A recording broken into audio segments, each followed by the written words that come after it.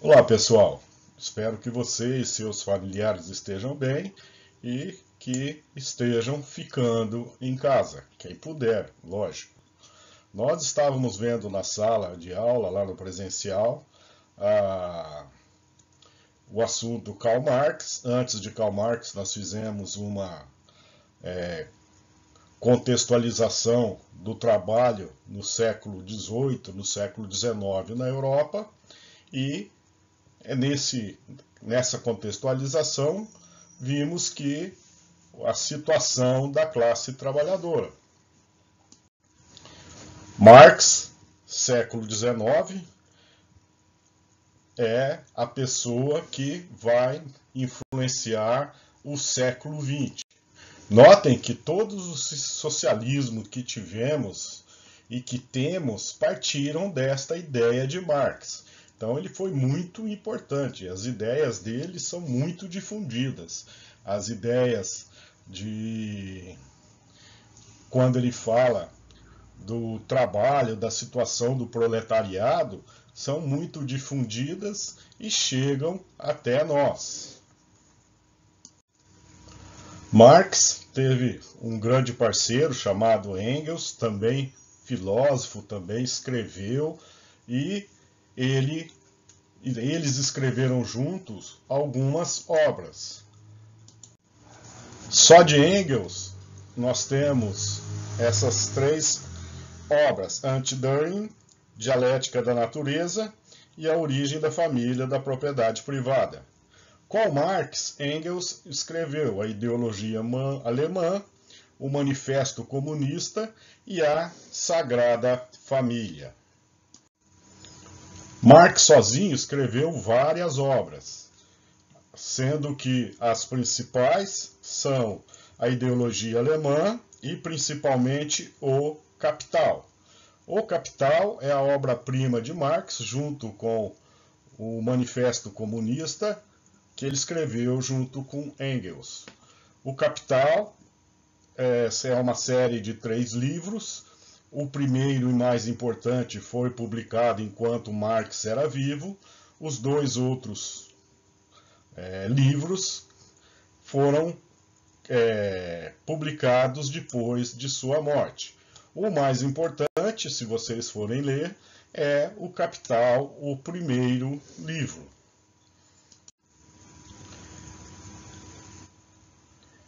Então Marx vai copiar de Hegel a ideia de dialética, que é a tese, a antítese e a síntese provenientes, no caso do Marx, da luta ou das contradições entre quem manda e quem é mandado, quem detém os meios de produção e aqueles que realmente executam a produção.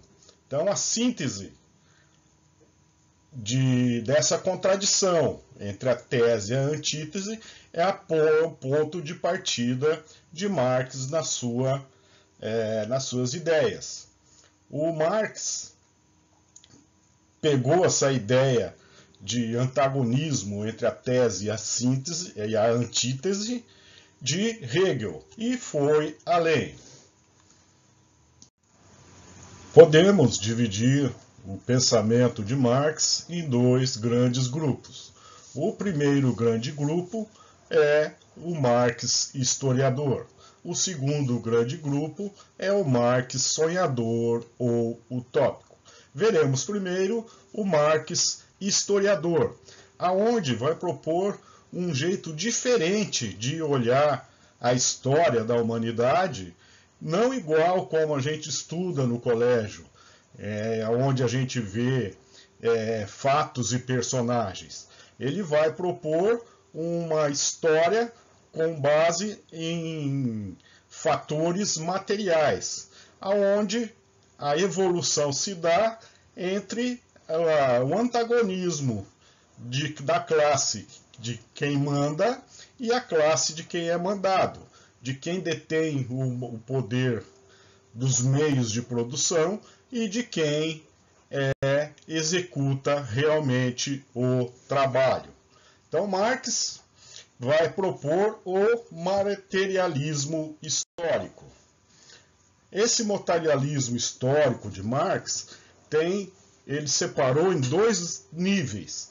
Um nível chamado infraestrutura, formado pelo nível de produção de bens. Então, tudo que está na produção de bens está nesse nível menor chamado infraestrutura.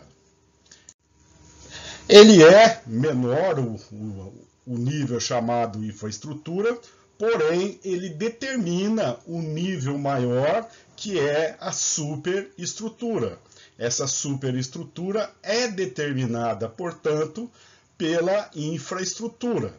A superestrutura é constituída por dois aspectos: a estrutura jurídico e política e a estrutura ideológica, aonde tem a educação, a literatura, a filosofia, as ciências, a arte.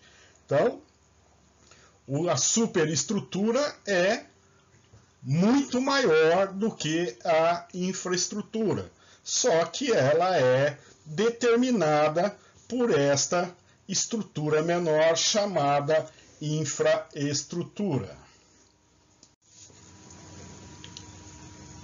Nos slides e no texto tem uma explicação falando da comparação entre a Idade Média, a infraestrutura na Idade Média, influenciando a superestrutura e comparando com a Idade Moderna.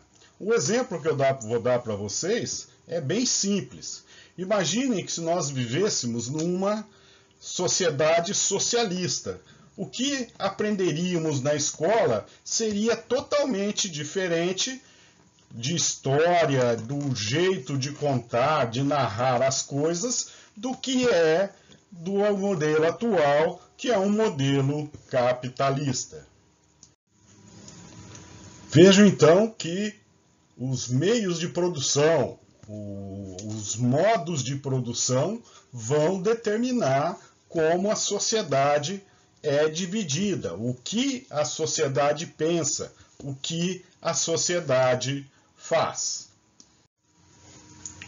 Então, no materialismo histórico, Marx vai propor estudarmos a sociedade não pelo o que os indivíduos pensam, imaginam, e sim pelo que produzem, os bens materiais necessários para a vida.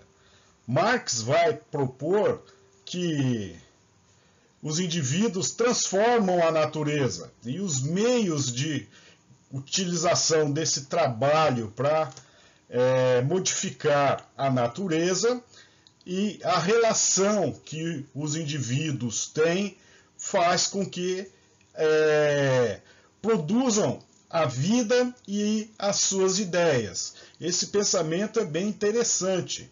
O homem transformando a natureza e como ele transforma, como se organiza para transformar a natureza, vai determinar como eles produzem a vida e as suas ideias. Veremos agora alguns conceitos de Marx. O primeiro que a gente vai ver é o modo de produção, que nada mais é a maneira pela qual as forças produtivas se organizam em determinadas relações de produção num dado momento histórico.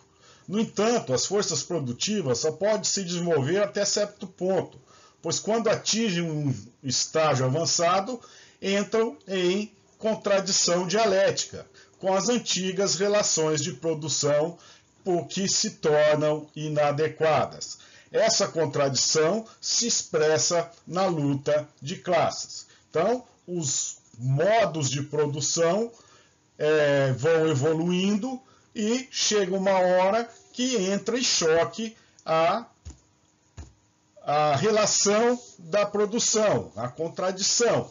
E antítese de um lado, tese do outro, síntese, e sobe para um outro patamar.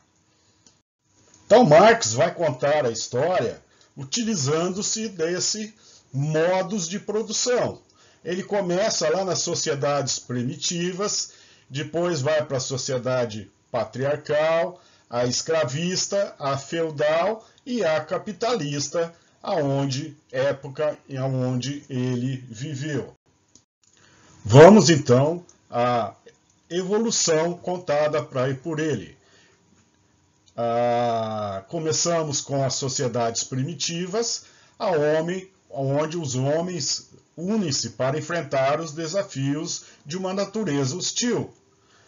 Nesse momento, não tem-se a ideia de propriedade. Então, Marx vai falar que isso era uma comuna primitiva. Não se tinha ideia de propriedade. Isto é meu, isto é seu. Ele não vai falar disso. Então, na comuna primitiva de Marx, não existe esse sentimento de posse. Saíam-se para caçar e o objeto de caça era dividido entre todos, sem ter a ideia de isto é meu e isto é seu. Marx fala nesse segundo modo de produção, o modo de produção patriarcal, que surgiu com a domesticação dos animais e a agricultura. Notem que o sistema patriarcal tinha patriarca, um homem, que definia tudo que deveria ser feito. E o resto da família, dos que viviam ali, obedeciam este mandatário. Então a ideia paterna mandando e os outros obedecendo. Já no modo produção escravista, o senhor era dono dos meios de produção e o escravo realizava o trabalho. Então essa contradição entre os senhores e os escravos é que vai determinar o meio, o modo de produção.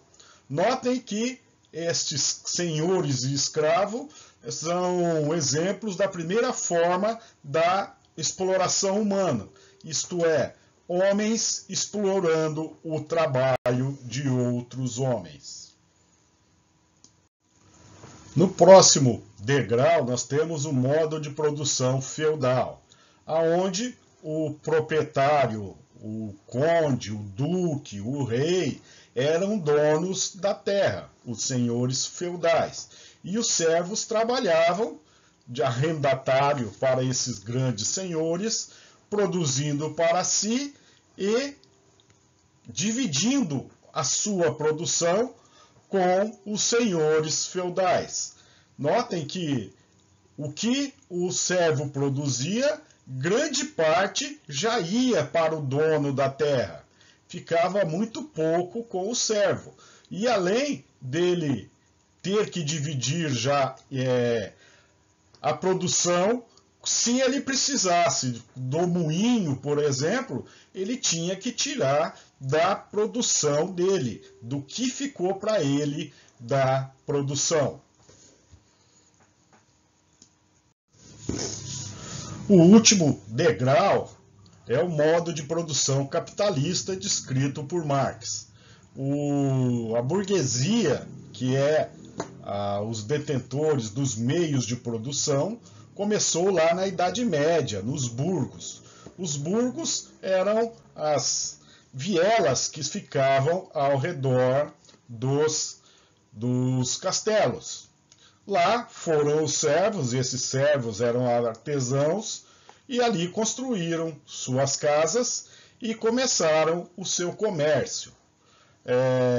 Nesses burgos, onde tudo era do senhor feudal, essas pessoas começam a ganhar dinheiro e querem, com o passar do tempo, isso não se deu tão rápido, também influenciar na política, ser dono do que estava ali, porque a terra era do senhor feudal. Então o senhor feudal podia fazer o que quisesse. Eles foram conquistando dinheiro e queriam também poder. E isso foi durante a modernidade. Aos poucos a burguesia vai crescendo, se tornam industriais e chega no século XIX a burguesia detendo os meios de produção. E as pessoas que vão trabalhar nesses meios, nas indústrias dos burgueses, dos capitalistas, são o proletariado, pessoas que saíram do campo e lá vão ter uma nova relação de trabalho com o detentor do capital, o industrial, à época. Acabamos de ver a evolução histórica contado pelo Marx, historiador, aonde o motor, o que muda a história, os eventos, é a luta de classe. Denomina-se luta de classes o confronto entre duas classes antagônicas. Lembrem, tese, antitese, quando lutam por seus interesses de classe. Próxima aula a gente vai terminar de ver os conceitos de Marx. E, ao final da próxima aula, colocarei atividade para vocês. Até lá!